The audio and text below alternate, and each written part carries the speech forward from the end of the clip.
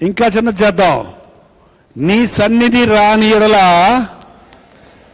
నన్ను ఎక్కడికి తీసుకొని పోకుము. నేను ఎక్కడికి వెళ్తే అక్కడ నీ సన్నిధి నాకు తోడుండనిమ్ము.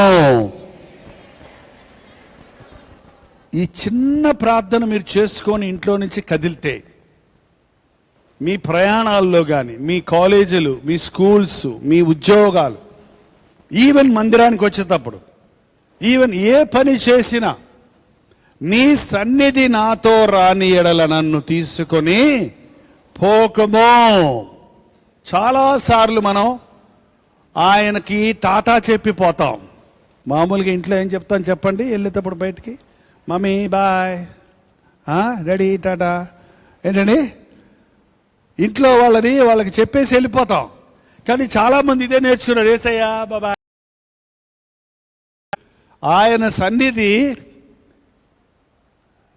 నీతో ఎక్కడికైనా రావడానికి సిద్ధమే, కానీ పాపంలోనికి మాత్రం ఆయన రాడు. పనికిమాలిన స్థలాలకు ఆయన రాడు. కాబట్టి ఒక్కటి మనం నేర్చుకోవాలి. నేను వెళ్ళే స్థలం దేవునికి ఇష్టమైందేనా? నేను చేసే పని, ఈ పొలం కొనడానికి వెళ్తున్నాను, ఈ ఇల్లు కొనడానికి వెళ్తున్నాను, ఈ బ్యాంక్ లోన్ అప్లై చేయడానికి వెళ్తున్నాను, ఈ పెళ్లి సంబంధం వస్తావా ప్రభు, నువ్వు నాతో రా, నేను ఇది చేస్తే దేవుడు ఒప్పుకుంటాడా, దేవుడు నాతో ఉంటాడా అన్నది మనం ఎప్పటికప్పుడు పరీక్షించుకోవాలి. దేవుడు లేకుండా, ఆయన సన్నిధి లేకుండా నువ్వు ఏమీ సాధించలేవండి. రాత్రంతా వలేసాడు, తీశాడు, వేసాడు, తీశాడు, వేసాడు, తీశాడు, వేసాడు, తీశాడు, తీశాడు.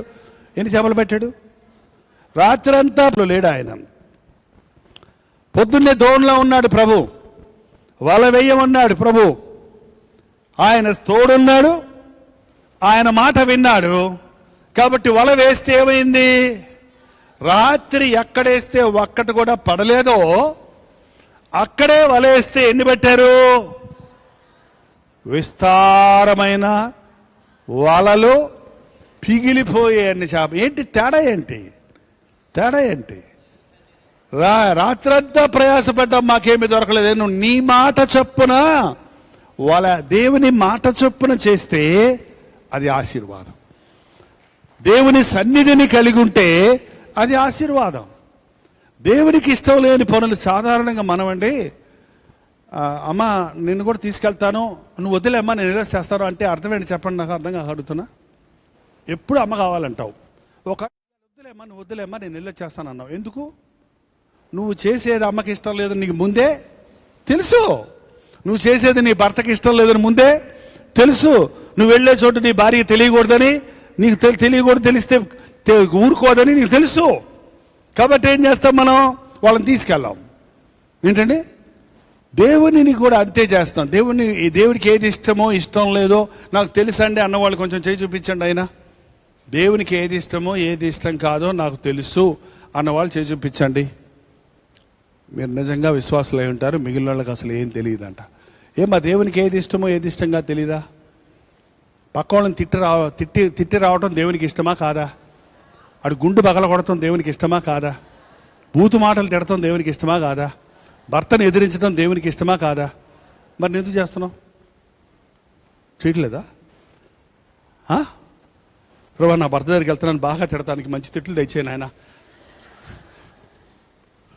అని ప్రార్థన చేయగలవా?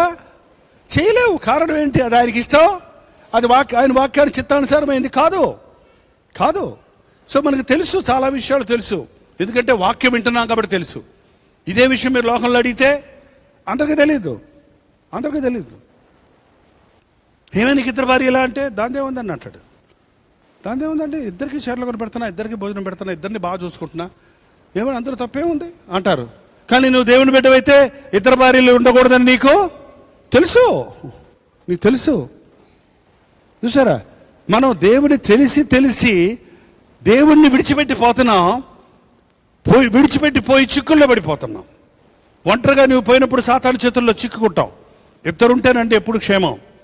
ఇద్దరుంటే ఒకడు పడిపోతే ఒకడు లేపడానికంటే దేవుడు ఇద్దరు ఉండాలని, నరుడు ఒంటరిగా ఉండడం మంచిది కాదని సాటైన సహకారిగా హవ్వను చేశాడు. ఈ రోజున మనం నేను ఒక్కడిని వెళ్ళిపోతా, నేను ఒక్కడిని చేయగలను, నాకు అక్కడ బోల్డ్ మంది ఉన్నారంట, వాళ్ళు నీ పక్షం వాళ్ళు కాదు. నువ్వు అక్కడికి వెళ్ళిన తర్వాత తెలుస్తుంది.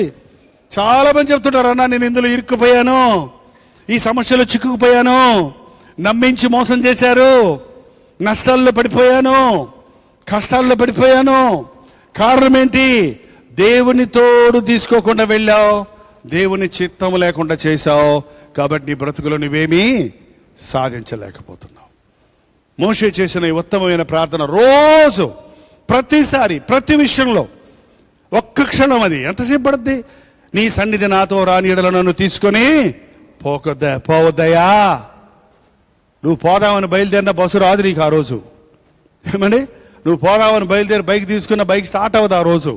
దేవుని సన్నిధిలో ప్రార్థన చేసావనుకో, దేవుడు ఆటంకపరిచి నువ్వు వెళ్లకుండా చేస్తాడు. ఎందుకంటే ప్రమాదాలు తప్పిపోతాయి. ఒక దైవజనుడు మన ఒక దేశానికి వెళ్ళి మంచి సేవ చేశాడండి. ముసలాడైపోయాడు, ఇంకా నడవలేని పరిస్థితి వచ్చింది. ఆ సమయంలో మీరు అయ్యగారు మీరు మీ దేశం వెళ్ళిపోయి విశ్రాంతి తీసుకోండి అని అందరూ చెప్పడం వలన సరే తన దేశానికి వెళ్దామని అందరూ వీడుకోలిచ్చి పూలదండలేసి ఆయనకి వీడుకోలు చెప్పి ఆ రోజుల్లో దేశం వెళ్ళడానికి బయలుదేరి. ఆ రోజు విమానాలు లేవు, ఎవరన్నా వెళ్ళాలంటే ఓడల్లోనే, సముద్రం దాటాలంటే ఓడలోనే వెళ్ళాలి, కానీ ఆకాశం నుంచి వెళ్ళడానికి అవకాశమో లేదు. కాబట్టి ఆ ఓడ ఎక్కడానికి ఎత్తుకుంటాయి ఓడలు, పెద్ద పెద్ద ఓడలు. ఆ ఓడకి ఎక్కడానికి ఒక చెక్క వేశారు, ఆ చెక్క మీద నుంచి ఎక్కాలి. ఆ చెక్క మీద నుంచి ఎక్కుతూ కాలు జారి పడిపోయాడంట. పడిపోగానే కాలు ఇరిగిపోయింది. అందరూ అయ్యయ్యో అయ్యయ్యో అంటే హల్లెలూయా అన్నాడంట.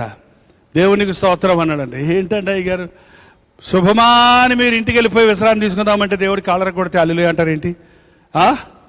లేదు నాయన, దేవుడు ఏది చేసినా మంచికే. దేవునికి స్తోత్రం. హాస్పిటల్లో అడ్మిట్ చేశారు. చాలామంది ఆయన ద్వారా రక్షించబడ్డ వాళ్ళు వచ్చారు. అయ్యయ్యో ఎంత పని జరిగిందండి, దేవుడు ఎంత కీడు చేశాడండి, దేవుడు ఎలా చేశాడని. తప్పు దేవుడు కీడు చేశాడు అనకూడదు, అంతా మన మంచికే. దేవుణ్ణి ప్రేమించిన వారికి సమస్తము సమకూడి మేలు జరుగుటకే జరుగుతాయి. పడక మీద ఉండి స్వస్థపడతా ఉన్నాడు, మరింత ఎక్కువ ప్రార్థన చేసుకుంటా ఉన్నాడు. ఒక 2 నెలలు అయ్యేటప్పటికి న్యూస్ పేపర్లో వార్త వచ్చింది. ఏంటంటే ఆ దొరగారు ఎక్కవలసినటువంటి ఓడ తుఫానులో చిక్కుకొని ముక్కలు అయిపోయింది. అందులో ఉన్న వాళ్ళందరూ చచ్చిపోయారు. మేలా కీడా?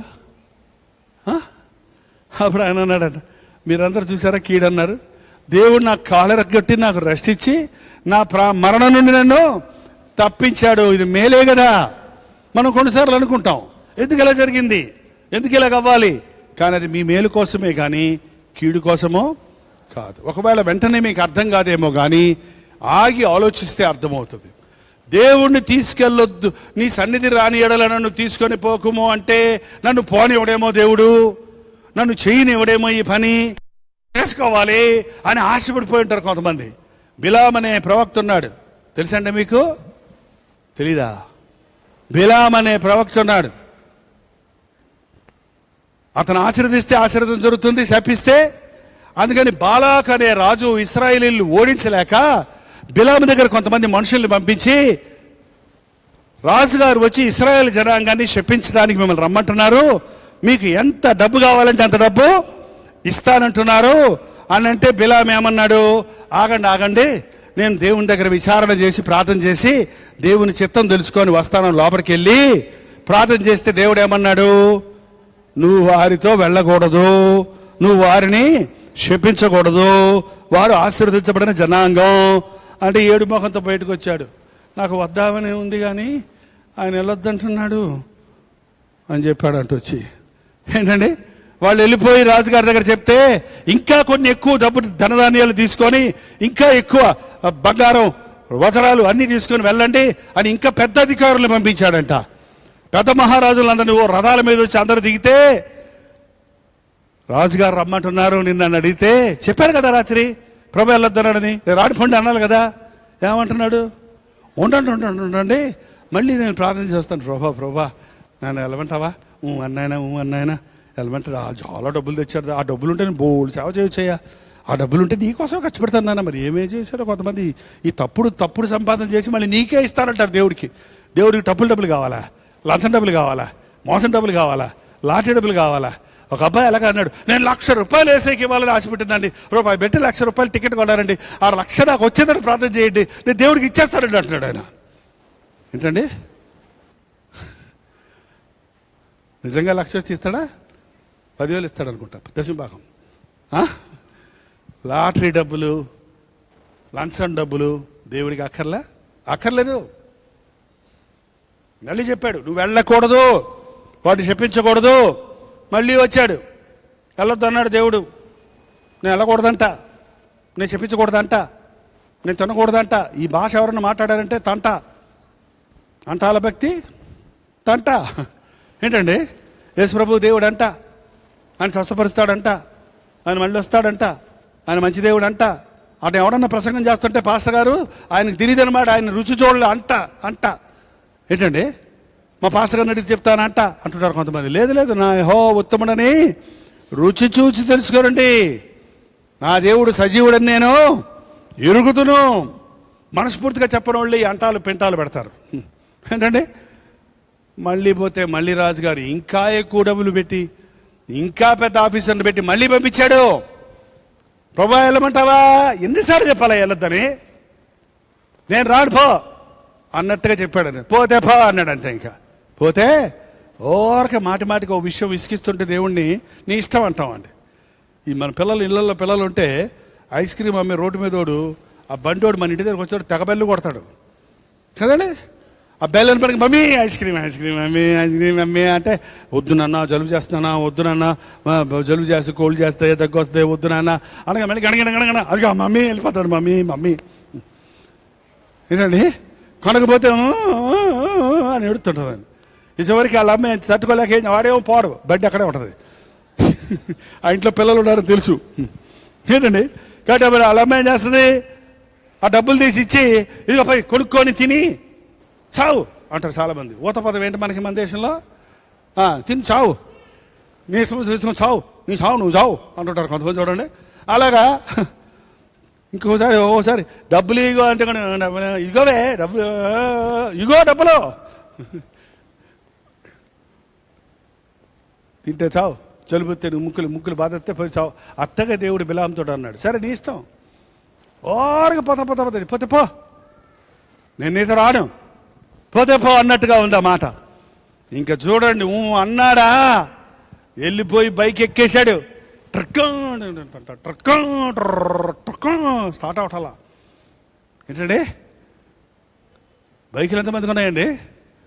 మీకు బైక్ ఒక కిక్తో స్టార్ట్ అవ్వకపోతే కొంచెం ఆలోచించండి, దేవుడు వెళ్ళొద్దు అంటున్నాడేమో, యాక్సిడెంట్ అవుద్దేమో నీకు.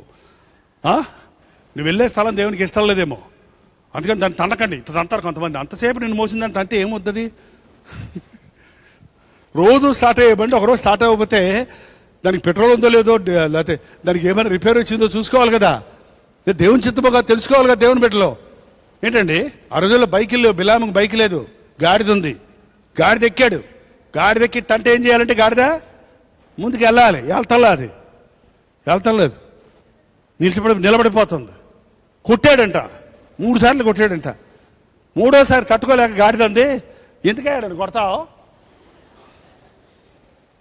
ఇన్ని రోజులు నేను మోస్తున్నాను కదా, నన్ను కొడతావు ఎందుకు? అరే గాడిద మాట్లాడుతుంది అనుకోకుండా నా ఇష్టం నేను కొడతా అన్నట్టు మాట్లాడుతున్నాడు ఆయన. ఏంటండి, మూర్ఖుడిగా తన దారిలో పోవాలి. ఒకనెదుట సరిగా కనబడి మార్గము కలదు, తుదకది మరణమునకు దారి తీయను. వెళ్ళిపోయాడు.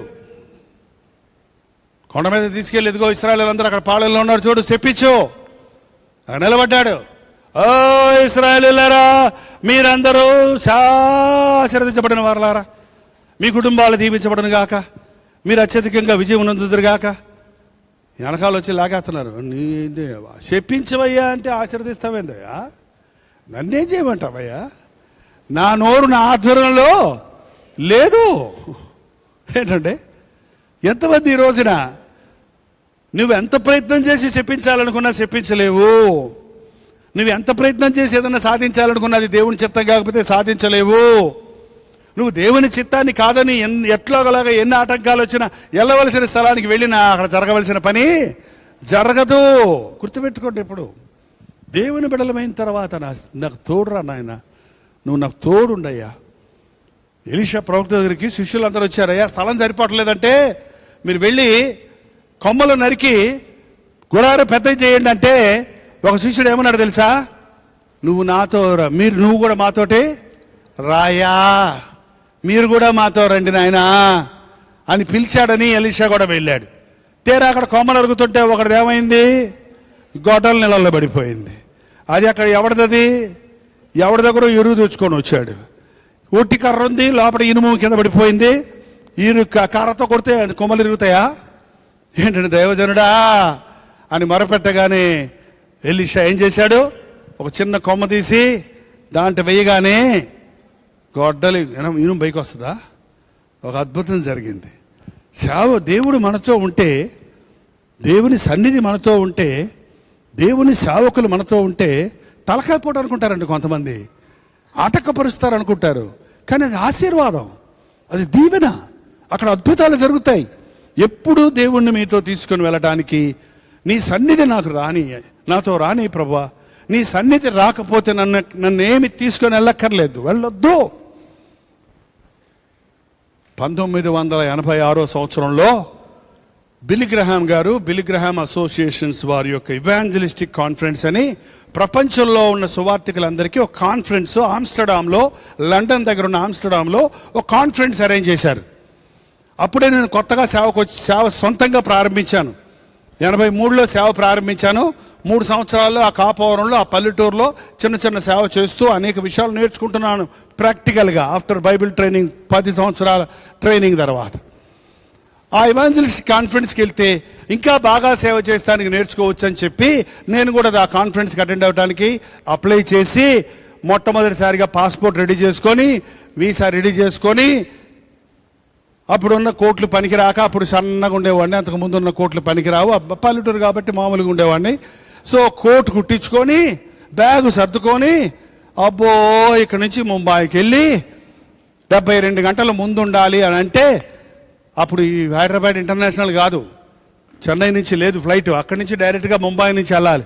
సో అక్కడ 3 రోజులే ముందే వెళ్ళి లండన్ అంటే ఎట్లుంటుందో చూడాలి, అక్కడ మట్టి ఉండదంట, అక్కడ మనుషులందరూ ఎంతో నీట్గా ఉంటారంట, అబ్బా అనుకుంటూ, అంతేగాక ప్రపంచంలో ఉన్న సేవకులందరూ వస్తారంట, వాళ్ళతో కలిస్తే ఎంత ఆనందంగా ఉంటుందో అని ఆశపడుతూ ఇక్కడి నుంచి ట్రైన్ ఎక్కి ముంబై వెళ్ళి అక్కడి నుంచి ఫ్లైట్ ఎక్కడానికి, రేపు ఫ్లైట్ ఎక్కుతానన్నప్పుడు ఒక హెడ్ మాస్టర్ గారి ఇంట్లో ఉన్నాను.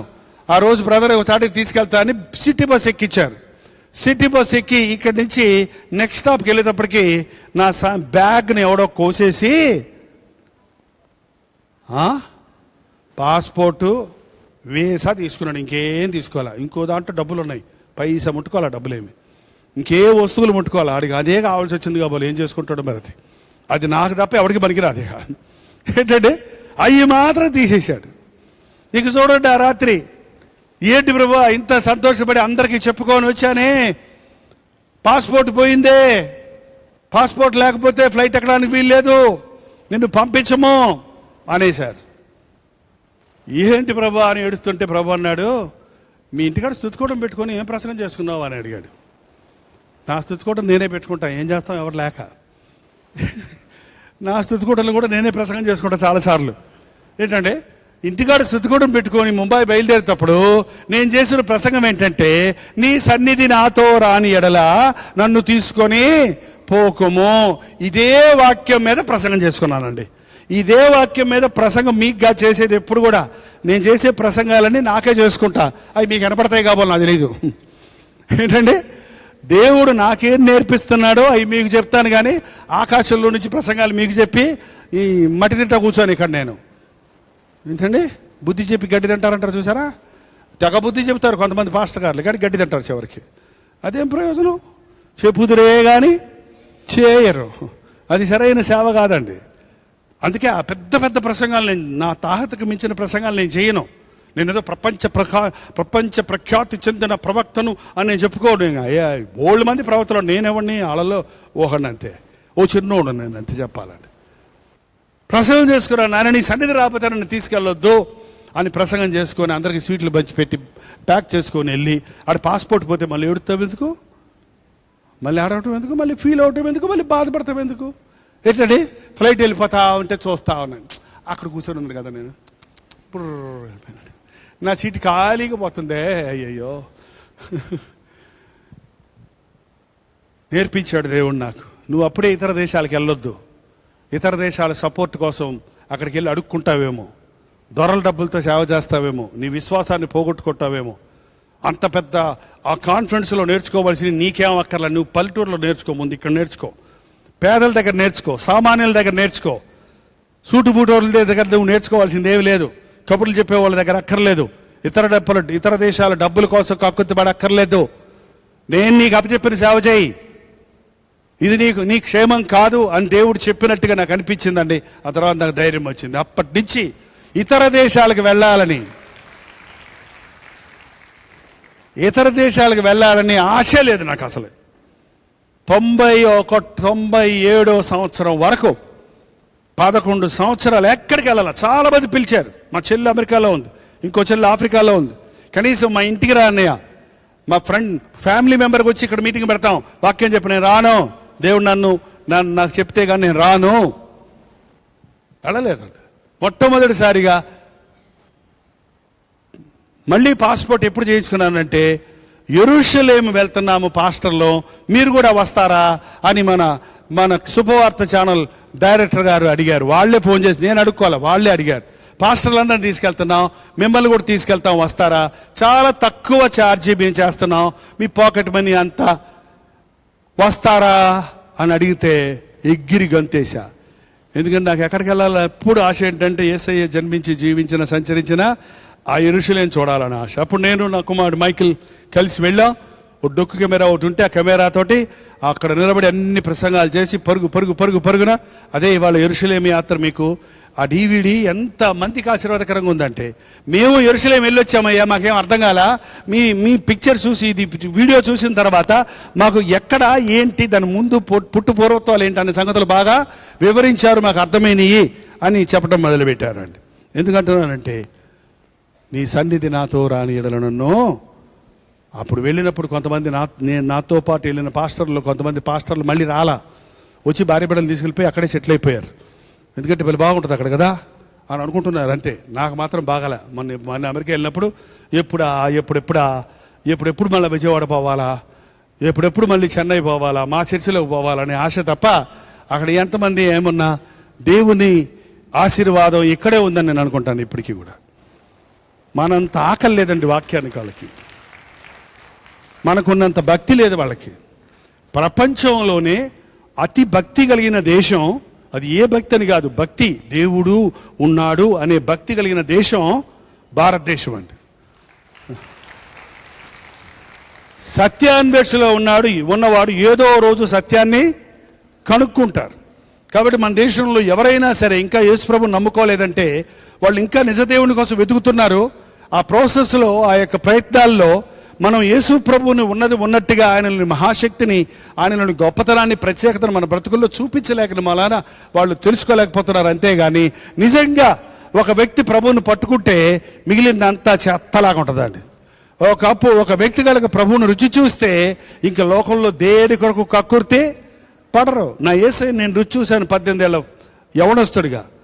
ఇంక అప్పటి నుంచి మళ్ళీ సినిమా యాక్టర్ని అవ్వాలి, సినిమాలు చూడాలి, వ్యాపారం చేయాలి, ఉద్యోగం చేయాలి, డబ్బులు సంపాదించుకోవాలి, లోకంలోకి వెళ్ళాలి అనే ఆశ మళ్ళీ రాలేదు నాకు. కారణం యేసయ్యలో ఉన్న బుద్ధి, విజ్ఞాన, సర్వ సంపదలు ఎక్కడున్నాయి? ఆయనలోనే ఉన్నాయి. మళ్ళీ ఎక్కడికో పోయి ఎత్తుకుంటాం ఎందుకయ్యా? అవసరం లేదు. ఆయన్ని కలిగిన వాడికి అన్నీ ఉన్నాయన్నది నేను అనుభవపూర్వకంగా ఈ 46 సంవత్సరాల సేవలో, 66 సంవత్సరాల జీవితంలో నా బ్రతుకులో నేను నేర్చుకున్నానండి. ఒకటే ప్రార్థన ఇప్పుడు కూడా, మీరు ఏది అడిగినా, మన దగ్గరకు వచ్చి ఎవరు ఏమి అడిగినా నేను చెప్పే సమాధానం ఒకటే: మా ఊరు వస్తారా, మా ఊర్లో మీటింగ్ పెడతారా, మా పెళ్ళికి వస్తారా, మా గృహప్రవేశానికి వస్తారా? ఏంటండి అడిగిన వాళ్ళకి నేను చెప్పే సమాధానం అంతే. ప్రభు చిత్తమైతే ప్రార్థనలో పెట్టి దేవుడిని వెళ్ళమంటే వస్తాను. ఏంటండి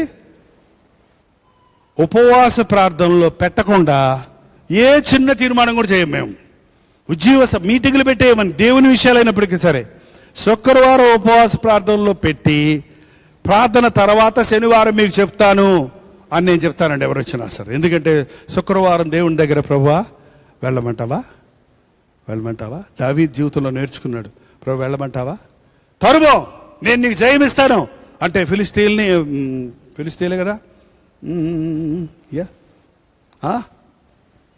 తరిమినప్పుడు పోగొట్టుకున్నవన్నీ తిరిగి సంపాదించుకున్నాడు. దేవుడు వెళ్ళమంటే వెళ్ళాలి, వద్దంటే మానాలి. దేవుణ్ణి అడగండి ఏ విషయమైనా సరే. నీవు లేకపోతే నేనేం చేయలేనయ్యా, నాకు వేరే ఉండి మీరేమీ చేయలేరు. పోయిన వారం ధ్యానించాం. దేవుని చిత్తం కాకుండా నువ్వు ఏదైనా చేసి సాధించినా అది నీకు తలకాయ పోటు అయిపోద్ది తప్ప అది ప్రయోజనం ఉండదండి. అందుకే అప్పు చేయొద్దని చెప్తాను నేను. అప్పు చేసి వస్తువులు కొనుక్కుంటారు ఇండ్లలో. డబ్బులు ఇచ్చినప్పుడు కొనుక్కోవచ్చు కదా దేవుడు. లేదు వాషింగ్ మిషన్ కావాలండి, లోన్ పెట్టి తీసుకోండి, పే 1 రూపీ టేక్ హోమ్ అంటున్నాడండి కొట్టోడు. ఎంత మంచోడు, ₹1 వాషింగ్ మిషన్ ఇచ్చేస్తున్నాడండి అని తెచ్చేసుకుంటారు. దానికి డబ్బులు కట్టలేక తిప్పలు పడుతుంటారు. ఈ లోపల అది తిరగదు, ఓ తన్నుది అంతే కానీ తిరగదు, గుద్దుతే కానీ పనిచేయదు, రోజు తలకాయ పోటు, కరెంటు బిల్లు డబుల్ వచ్చేస్తుంది. అబ్బా ఎందుకు కొన్నాను రా బాబు ఇది అప్పుడు అంటావు. ఎందుకు కొన్నాను ఇప్పుడు అంటే ఎందుకు, కొనకముందు అంటే మంచిది కదా. ఎందుకు తెచ్చుకున్నాను ఇది ఏంటండి, నేను ఇస్తాను నీకు సంతానం అంటే కంగారు పడి శారా హాగరుతో ఆమె బిడ్డ నా బిడ్డే అని ఇష్మాయేల్ని కనింది. ఇస్మాయేలు ఇస్సాక్కి వాగ్దాన పుత్రుడికి ఏమైపోయాడు, మన భాషలో చెప్పాలంటే తలకాయ పోటు అయిపోయాడు, ఎగతాళి చేసేవాడు అయిపోయాడు. ఏంటంటే ఇప్పటి వరకు ఇశ్రాయేలుకి సమస్యే ఇష్మాయేలు సంతానం. ఎప్పుడు కూడా గుర్తుపెట్టుకోండి, దేవుడు ఇచ్చే వరకు ఆగండి, దేవుడు వెళ్ళమనే వరకు ఆగండి. అది వెళ్ళిపోదు. ఒక ఇల్లు చూసి వచ్చానన్నా, ఆ ఇల్లు అద్దెకి తీసుకుందాం అనుకుంటామన్నా, తొందరగా ప్రార్థన చేసి చెప్పండి అన్నా, తొందరగా చెప్తావు ప్రార్థన చేసి, దేవుడి సందులో ప్రార్థన చేసి కనిపెట్టు. అది వెళ్ళిపోద్దన్నా, ఎవడు నీకు అని దేవుడు పెడితే ఎవరికి వెళ్తుంది. నేను మెడ్రాసులో సాధారణంగా మేము ఒక ఇంట్లోకి వెళ్తే ఇల్లు మారమండి, అద్దెంట్లో ఉన్నప్పుడు చాలా సంవత్సరాలు 15 సంవత్సరాలు ఒక ఇంట్లో ఉన్నాం. ఇరికైపోయినా, పిల్లలు పెద్దవాళ్ళు అయిపోయినా, వేరే దారి లేకపోయినా, దేవుని చిత్తం అయితే కానీ వెళ్ళకుండా దేవుని చిత్తంలో ప్రార్థన చేసి ఆ ఇంటి ఓనర్ ఖాళీ చేయమన్నాడు. నేను అదే అనుకుంటా, గూడు చెదిపితే కానీ వేరే కొత్తలో నేను తీసుకోండి. నేను ఒకవేళ దేవుడు వెళ్ళమంటున్నాడు అని అర్థమైపోద్ది. ఓనర్ కట్ చేయమంటే ఇంకో ఇల్లు చూసి ఇంటి కోసం బైక్ వేసుకొని చెన్నైలో ఈ మూల నుంచి ఆ మూల ఒక 100 ఇల్లు చూసుంటానండి. ఒక ఇల్లు చూశాను, మళ్ళీ ఇంకో ఇల్లు చూశాను. అన్నిళ్ళు చూసిన తర్వాత మళ్ళీ ఇంకో బ్రోకర్ ఏం చేశాడంటే ఆ చూసిన ఇళ్లలో ఒక ఇంటికి మళ్ళీ తీసుకొచ్చాడు. ఇది చూసినట్టున్నా నేను అన్నాను. 3 నెలలు అయింది అప్పటికి. 3 నెలలకి ఇంకా ఆ ఇల్లు ఎవరికి ఇవ్వలా, నా కోసం అట్టగా ఉంది అది. ఏంటంటే ఇది చూసినట్టున్నానే అని చూస్తే దేవుడిదే, అందుకే మళ్ళీ నేను ఎక్కడికి తీసుకొచ్చాను. మళ్ళీ ఆ ఇంట్లో 15 సంవత్సరాలు ఉన్నాం. 3 అంతస్తు మెట్లు, రోజు 200 మెట్లు ఎక్కాలి దిగాలి. ఆయన కూడా అక్కడే ఉన్నా.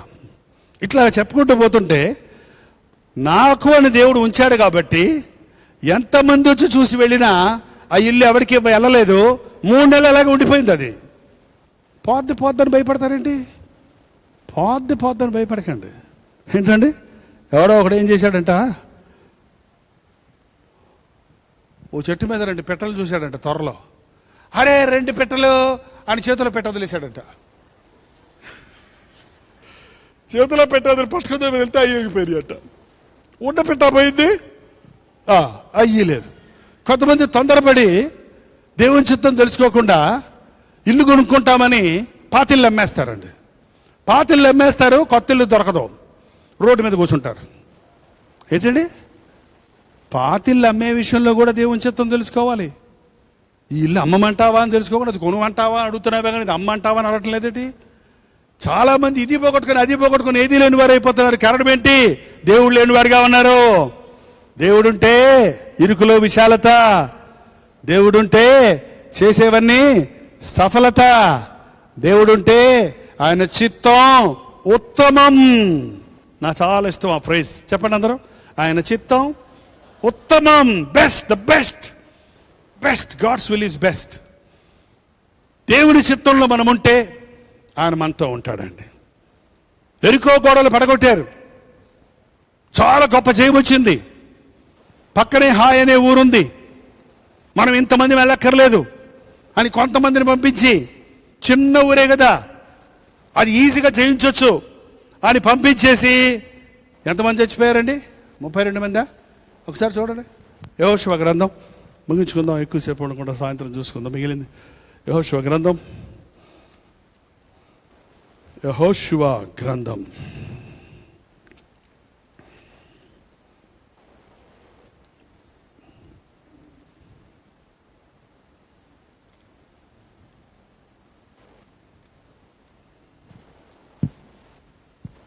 చేతిలోకి మైక్ వచ్చాక ఒక్క చేతితో బైబిల్ తీయాలంటే కొంచెం కష్టంగా ఉంది. యెహోషువ గ్రంథం 7వ అధ్యాయం 4వ వచనం చదవండి. కాబట్టి జనులలో ఇంచుమించు 3000 మంది అక్కడికి వెళ్ళిరి, కానీ హాయి వారిని ఎదుట నిలవలేక పారిపోయిరి. అప్పుడు వారిలో 36 మనుషులను హతము చేసిరి. ఎంతమంది చచ్చిపోయారండి? 36 మంది చచ్చిపోయారు. ఎరుకో గోడలు పడగొట్టినప్పుడు అంత పెద్ద పట్టణాన్ని కైవసం చేసుకున్నట్టు ఎంతమంది చచ్చిపోయారు? ఒక్కడు కూడా చచ్చిపోవాలా, ఒక్కడు కూడా అలిసిపోవాలా?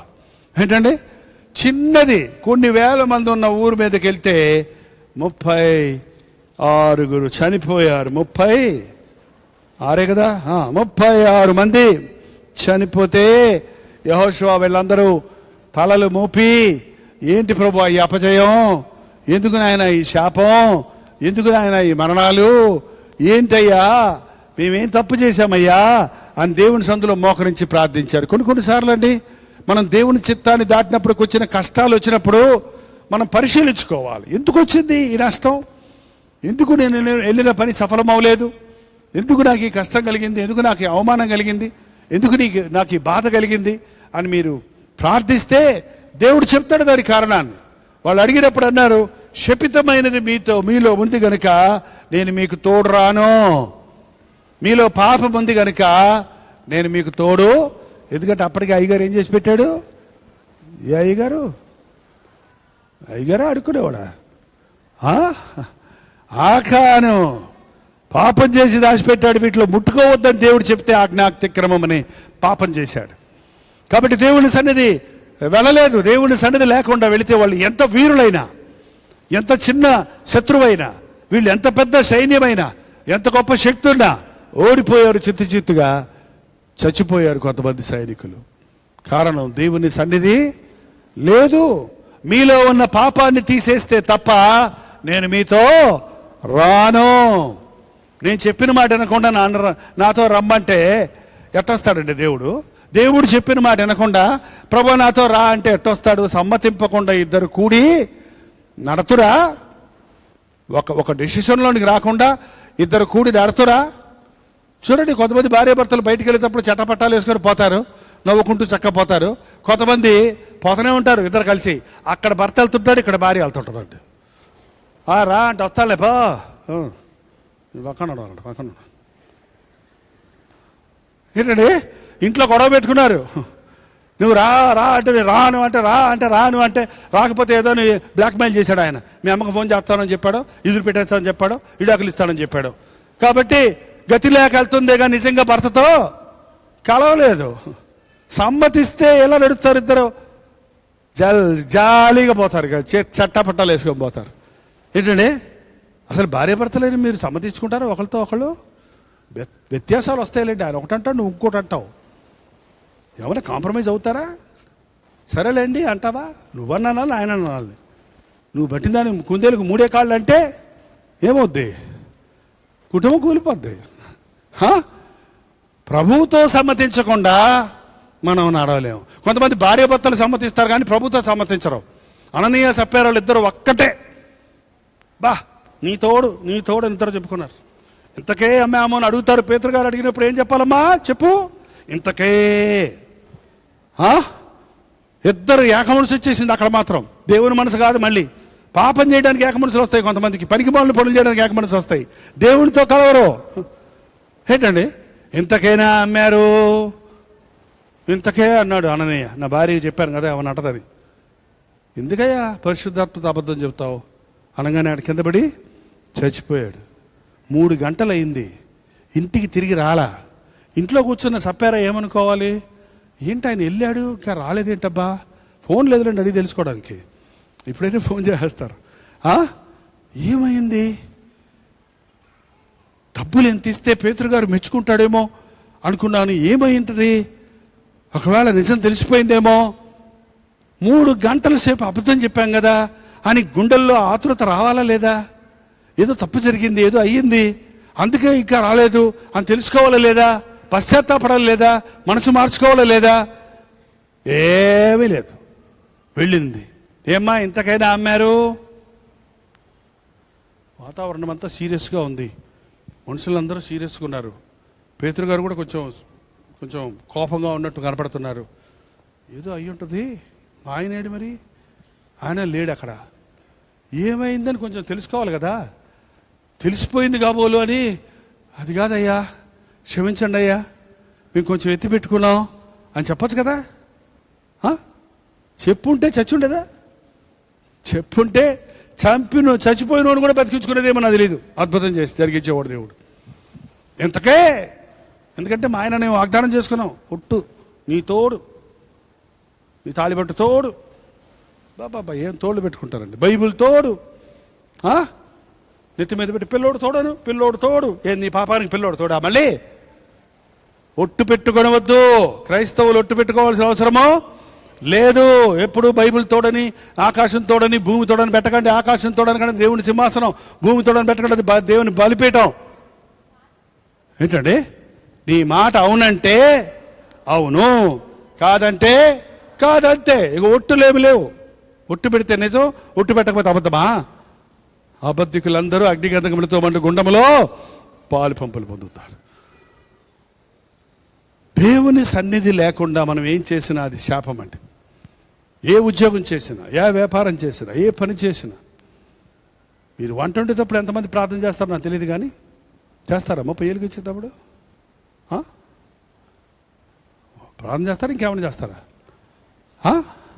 కాపురం ఉన్నప్పుడు ఒక ఆమె వచ్చింది, అయ్యా తేలు కుట్టింది అయ్యా, లేకపోతే ఎద్దు కుట్టిందమ్మా, ఎక్కడ కుట్టిందమ్మా, పొద్దునే అయ్యా చుట్టలు గిచ్చుకుందామని సూర్యులో చెయ్యి పెట్టానయ్యా, తేలు కుట్టిందయ్యా. పొద్దున్నే ఎక్కడ పెట్టిందంట చెయ్యి? చుట్టలు గిచ్చుకోవాలి. ఆడవాళ్ళు కూడా చుట్టలు తాగుతారు ఆంధ్రాలో కొన్ని చోట్ల. కొంతమంది తిరగేసి తాగుతారు, గుప్పు రైలు జల్లాగా. ఓ దేవసరుడు అన్నాడు, మనుషుడికి తినడానికి నోరు, వినటానికి చెవులు, చూడటానికి కళ్ళు, వాసన అన్ని అవయవాలు దానికి అనుకు. ఒకవేళ పొగ తరగటం కూడా మనుషుడికి అలవాటైతే నెత్తి మీద చిమ్నీ ఇచ్చి ఉండేవాడటండి.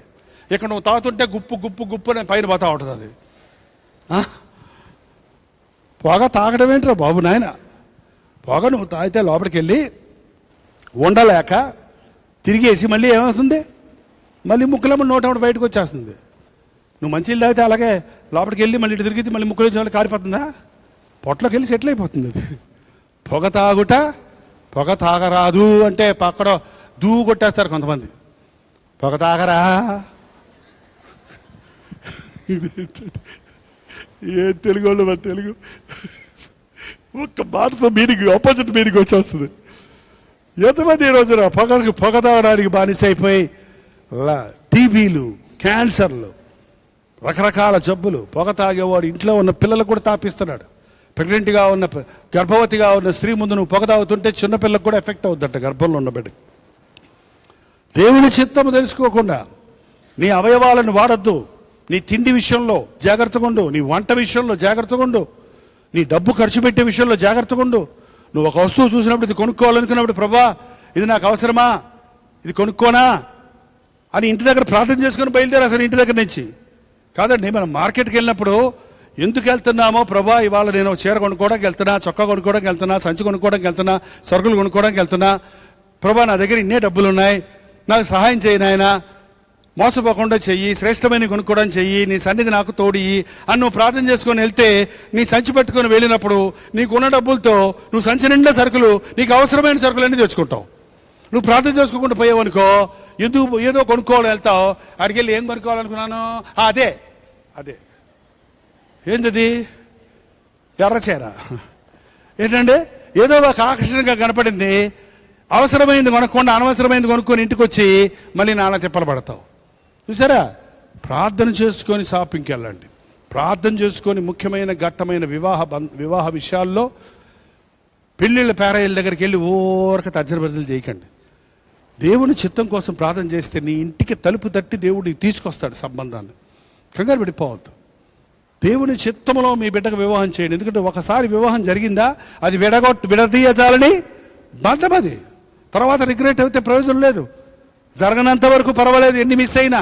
ఎంతమంది చూసి వెళ్ళిపోతున్నారండి, మా అమ్మాయికి పెళ్ళి అవ్వట్లేదని బాధపడుతుంటారు కొంతమంది. పోనేయండి, పోయే వాళ్ళందరినీ పోనివ్వండి. నీ కాదు అది, నీకు దేవుడు ఏర్పాటు చేయలేదు అది. నువ్వు ప్రార్థన చేయి, ప్రభా నీ చిత్తం కాని వాళ్ళందరినీ చూసి పోనీ అయ్యా. నువ్వే చెప్పాలి, నీ చిత్తం కాని వాళ్ళందరినీ కావాలంటే చూసుకొని పోనీ. కానీ నీ చిత్తంలోనే నా బిడ్డ వివాహము జరగని. ఎప్పుడు ఇది పాఠం నేర్చుకుందాం. మన బ్రతుకులో దేవునితో నడుస్తున్నప్పుడు మనకి ఏ కొదువు ఉండదు, ఏ కష్టం ఉండదు. హనోకు దేవునితో నడిచెను 365 సంవత్సరములు. హనోకు దేవునితో నడిచెను, ఆ దేవుడు అతని కొనిపోయాను. చూసారా? దేవునితో నడిచాడంటే అంటే ఏదో ఇద్దరు కలిసి నడిచారన్న మీనింగ్ అట్ట ఉంచండి. దేవుని చిత్తం లేకుండా, దేవుని అనుమతి లేకుండా, దేవుని ఇష్టం లేకుండా తన బ్రతుకులో ఏది చేయలేదు. ఆయన అడుగుల్లో అడిగేసి నడిచాడంటే ఆయన చిత్తానుసారంగా నడిచాడు కాబట్టి ఆయన రాజ్యానికి చేరిపోయాడండి. మనం ఈ లోకంలో ఉన్నప్పుడు లోకాన్ని ప్రేమించకూడదు, మన ఇష్టానుసారంగా జీవించడానికి ఆశించకూడదు. దేవుని బిడ్డలుగా మనం చేయవలసింది, ఆత్మస్వరూపి అయిన ప్రభు నా సన్నిధి నీకు తోడొచ్చును అన్న ప్రభు మనకు ఎల్లప్పుడూ తోడుంటాడు. మనల్ని ఆయన నడిపిస్తాడు, ఆయన చిత్తంలో మనల్ని ముందుకు సాగిస్తారు. నాకు వాచ్ లేదు, ఎంత అయిందండి? 7 కదండి. మీ మొఖాల్లో గడియారాలు ఉన్నాయండి, నా చేతి గడియారం లేదు. కానీ నాకు తెలిసిపోయింది మీరు 7 అయింది అన్న సంగతి. నేను 7కి ముగిస్తానన్నాను కాబట్టి నా ప్రసంగం అవ్వలేదు. సాయంత్రం మళ్ళీ ఇదే అంశం మీద ముందుకు వెళ్ళొచ్చు. అందరూ లేచి నిలబడదామండి, అందరూ లేచి నిలబడదాం.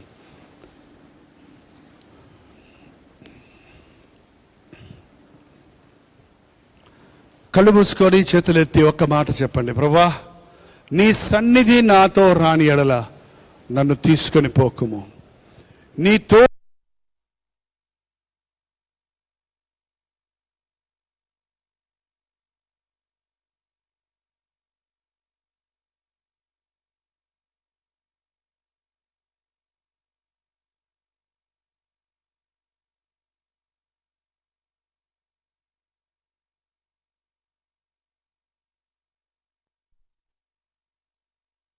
అయినా అది ఎటువంటి వృద్ధ భూమి అయినా నీవు తోడుంటే నాకు జయముందని నమ్ముతున్నానయ్యా. ఎన్నోసార్లు నీ చిత్తము తెలుసుకోకుండా మా ఇష్టానుసారంగా నడిచి ఇబ్బందుల్లో పడ్డాము, ఇరుకుల్లో పడ్డాము, నష్టాల్లో పడ్డాము, సమస్యల్లో పడ్డాము, ఆశీర్వాదాలు పోగొట్టుకున్నామయ్యా. ఇది మొదలుకొని నీ చిత్తమే మా జీవితంలో సిద్ధించునుగాక. నీ చిత్తం ఉత్తమమయ్యా. ప్రతి విషయంలో నీ సన్నిధిలో ప్రార్థించకుండా ఏ విషయంలో ముందుకెళ్లకుండాకు సహాయం ఇచ్చి ప్రతి ఒక్కరు నోరు తెరిచి ఒక్క ప్రార్థన చేద్దాం. ఈ మాట జ్ఞాపకం పెట్టుకోండి. నీ సన్నిధి నాతో రాని ఎడల నన్ను తీసుకొని పోవద్దయ్యా. నీ చిత్తము కాని ఎడల నేనే పని ప్రారంభించనివద్దయ్యా. నా బ్రతుకులో నీ చిత్తమే జరగనిమ్ము తండ్రి అని ఒక చిన్న ప్రార్థన చేద్దాం. అప్పుడు శత్రువుల చేతుల్లో మనం పడం, అప్పుడు మరణ పాశాలు మనల్ని చుట్టుముట్టవు, అప్పుడు అనవసరమైన వ్యాధులు సమస్యల్లో ఇరుక్కోము, అప్పుడు అప్పుల ఊబిల్లో మనం పడము. ప్రభు మనకు తోడున్నప్పుడు స్వస్థపరచబడతాం, ఆశీర్వదించబడతాం, ఆదరించబడతాం. అన్ని విషయాల్లో ఆనందంగా ఆయన సాక్షులుగా జీవించగలుగుతాం. 2 చేతులు పైకి ఎత్తుకు ప్రార్థన చేద్దాం. పరిశుద్ధుడా, ప్రేమగల తండ్రి, ఈ ఆవరణలో వర్షములో కూడా కూడి వచ్చిన నీ బిడ్డలను చూడు నాయన. ఈరోజు మేము నేర్చుకున్న ఈ పాఠమును మా అనుదిన జీవితంలో అనుసరించుటకు సహాయం ఇచ్చేయి. నీ సన్నిధి మాతో రాని ఎడల మమ్మను తీసుకుని పోకుము. నీ సన్నిధి లేని ఎడల మేము ఎక్కడికి ఏ విషయంలో ముందుకు సాగకుండా సహాయం చేయను ఆయన. నీ తోడు మాకు కావాలయ్యా, నీ సన్నిధి మాకు కావాలయ్యా, నీ సహాయం మాకు కావాలయ్యా. నువ్వు వెళ్ళమన్న చోటుకు వెళ్తామయ్యా, నువ్వు చెప్పమన్న మాటలు చెప్తామయ్యా, నువ్వు చెయ్యమన్న పని చేస్తామయ్యా. అది కష్టమైన నష్టమైన అది దేవుని చిత్తము కనుక ఉత్తమమని విశ్వసిస్తున్నాము తండ్రి. ఈ ఆవరణలో ఉన్నవారెవ్వరూ నీ చిత్తాన్ని మిస్ అవ్వకుండా సహాయం చేయి. నీ చిత్తములోనికి ఇప్పుడే బయటకు పోయి అనేక రకాల కష్టాల్లో ఇరుక్కున్నవారు, నీ చిత్తము లేకుండా పోయి సమస్యల్లో వలయములో పడిపోయిన వారు, నీ చిత్తము లేకుండా అవి ఇవి కొని అప్పుల వలయములో చిక్కుకున్నవారు, ఈ రోజున అట్టి వారిని నజరేయుడైన యేసుక్రీస్తు నామములో విడుదల చేయుచున్నాము నాయన. వారిని లేవనెత్తయ్యా, వారి చేయి పట్టుకుని లేవనెత్తి నీ చిత్తములో వారిని నడిపించుము నాయన. నీకు ఉపదేశము చేసేదను, నీవు నడవవలసిన మార్గమును నీకు నేర్పెదను అన్న మాట మా అందరి పట్ల నెరవేర్చుము నాయన. ఈ గెట్ టుగెదర్లు నీ చిత్తమైతే కొనసాగించుము. ఈ సాయంత్రం జరిగే గెట్ టుగెదర్లో కూడా నీ దాన్ని దీవెన దయచేయము. ఈ సోషల్ మీడియా ద్వారా ఈ ప్రార్థనలో ఏకీభవిస్తున్న వారు ఏ విషయంలో తప్పిపోయారో, ఏ విషయంలో చిక్కుకున్నారో, ఏ విషయంలోనైనా నిన్ను దుఃఖపరిచి నీ సన్నిధిని పోగొట్టుకుని నష్టపోయారో అట్టి వారికి నీవు సహాయం చేసి ఈ రోజు నుంచి వారు కూడా నీ చిత్తములో నడవాలని, నీ సన్నిధి మాతో రావాలని మొరపెట్టుకునే వారితో ఉండడానికి సహాయం దయచేయండి. ఆశీర్వదించి పంపించమని క్రీస్తునామమున అడుగుచున్నాము తండ్రి. తండ్రి అయిన దేవుని యొక్క ప్రేమయు, కుమారుడైన క్రీస్తు యొక్క కృపయు, ఆదరణకర్త అయిన పరిశుద్ధాత్మ యొక్క సహవాసమును కూడి వచ్చిన మనందరికీ ఇప్పుడును సదాకాలమును తోడై ఉండును గాక. ఆమేన్. అందరికి వందనాలండి. ఉండగలిగిన వాళ్ళు నెక్స్ట్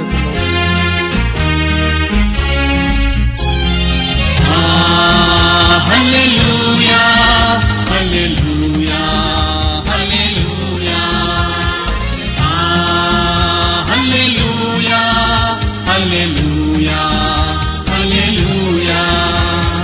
కలువరి ప్రేమే మధురం మధురం, కలువరి ప్రేమే మధురం మధురం, కలువరి ప్రేమే మధురం మధురం, కలువరి ప్రేమే మధురం.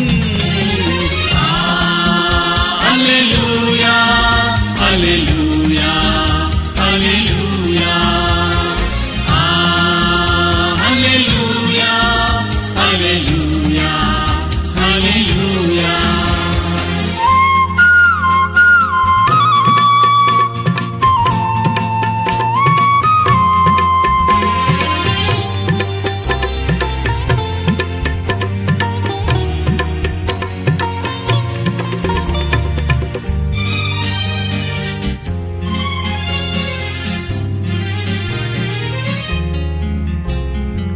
సిలువపైన విలువ త్యాగం చేసినావుగా,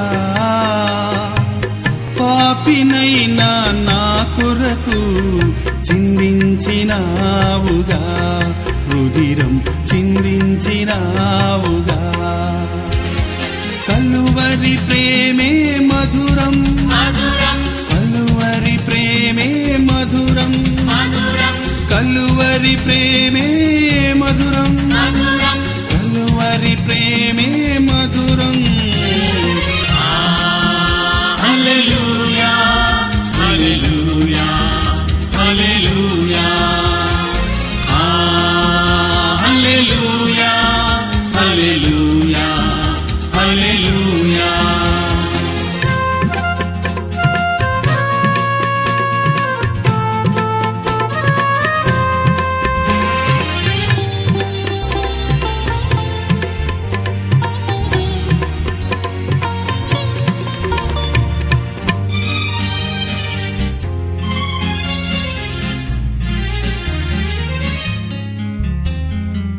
కృపను చూపి రక్షణనిచ్చి లేపినావుగా,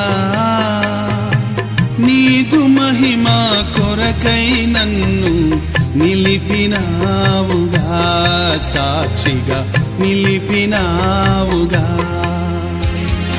కలువరి ప్రేమే మధురం మధురం, కలువరి ప్రేమే మధురం కలువరి ప్రేమే మధురం కలువరి ప్రేమే